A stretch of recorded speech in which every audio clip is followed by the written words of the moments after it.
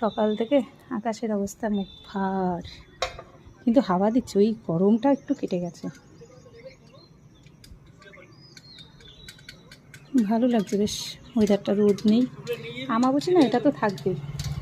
ঘরের অবস্থা একাকার। রাজটা কেটেছে, কেটে মিঠির স্কুলে কি লেগেছে সেটা করে দিয়েছে। কালকে সারা রাত বসে বসে এই করেছে। মিঠির স্কুলের কোনো প্রজেক্ট ছিল, সেই প্রজেক্ট করতে হয়েছে। এখন এগুলো পরিষ্কার করে তুলে দিলি। দুই ভাই বোন ভাগ করে করেছে, মিঠিও করেছে, ও করেছে। মিঠি লিখেছে মনে হয়। বাবা, খাওয়াতে খালি বেড কভারটা উল্টেই যায়। এখন তো কাছাকাছি কয়দিন করতে পারবো না। অবশ্য হাতটাও, শরীরটা খুব খারাপ। কালকে সারা রাত হাতের ব্যথায় শুতে পারি না, কেন কি যেন এত হাত ব্যথা, ঘাড় ব্যথা, কাহিল হয়ে রয়েছে ব্যথাতে।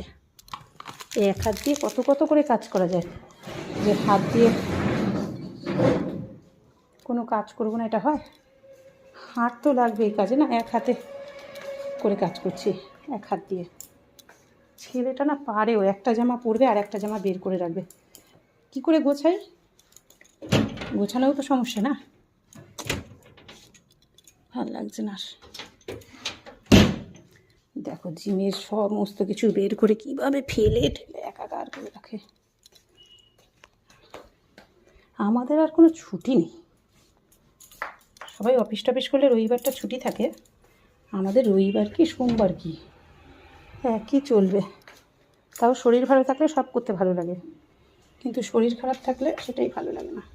টাওয়ালগুলো একটু ঝুলিয়ে দিই, একটু হাওয়ায় হয়, একটা স্যাঁতস্যাঁতে গন্ধ হয়ে যায় না, ওটা কেটে যাবে। সবই ওখানে এরকম করে দেওয়া আছে। যতটুকু পারি কাজটা করে রাখি। মেয়েকে ডাকলাম একটু দোকানে যাওয়ার জন্য, একটু দোকান যেতে হবে বাজার হাটের জন্য। কিচ্ছু নেই ঘরে সেরকম। এখন যতক্ষণ না আনতে পারবে ততক্ষণ এরকম চলবে। দেখো 1 বছর আগের সুতো, বিপত্তারিণী সুতো। এবার আবার পুজো তো চলে আসলো, শনিবার পুজো আমার বাপের বাড়ি। মনে হচ্ছে ভাইওরা চলে আসবে, চলে আসাই ভালো, কারণ ভাইয়ের বউ কোনোবার মিস করেনি বিপত্তারিণী পুজো, এইবারও যেন না মিস হয়। বৃহস্পতিবার ডাক্তার দেখাবে, দেখানোর পর ডাক্তার যা বলবে তখন সেটাই। ভাত গরম করতে বসিয়েছি, ফ্রিজের মধ্যে ভাত ছিল, গরম করতে বসিয়ে দিয়েছি। ভাতটা গরম হয়ে গেলেই ব্যাস।